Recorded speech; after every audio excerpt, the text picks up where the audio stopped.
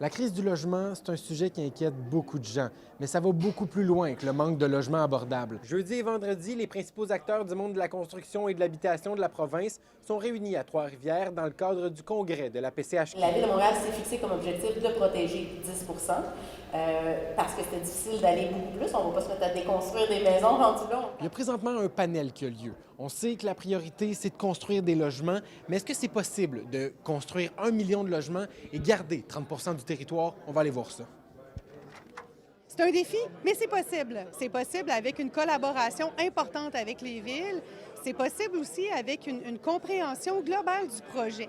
C'est sûr qu'effectivement, des villes comme Montréal, tantôt qui disaient qu'il y avait seulement 10 d'espace vert, ça va être pas possible pour cet endroit-là.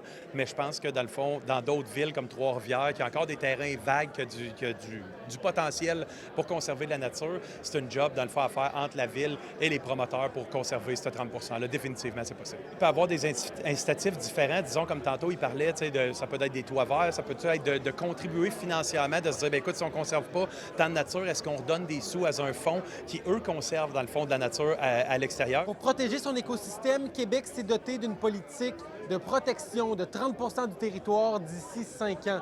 Mais c'est quelque chose qui est complexe. C'est un atout si on veut bien en faire un atout, mais c'est quelque chose qui est complexe, cette norme-là.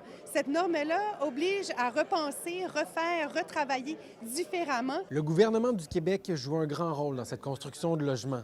Mais à 1 an des élections provinciales, est-ce que la CAQ a fait un bon travail? On s'est tous entendus pour dire que, bon, premier mandat qui a été marqué par une certaine nonchalance, on s'est un peu traîné les pieds, puis un deuxième mandat où le gouvernement du Québec tente des choses, des fois avec un succès. Certains diront un grand succès, d'autres vont mettre des gros bémols là-dessus. Qu'est-ce qu'on aimerait pour le prochain mandat? On aimerait un gouvernement qui consolide ce qui a été mis en place. En ce qui me concerne, je pense qu'il y a eu beaucoup d'approches qui ont été testées. Là, c'est le temps d'arrêter d'ouvrir des portes, mais de consolider. Est-ce que vous pensez que la préfabrication, c'est l'avenir? On ne devrait pas la considérer comme étant l'avenir. On devrait la considérer comme étant une solution du présent. Présentement, on doit construire 100 000 portes par année pendant 10 ans.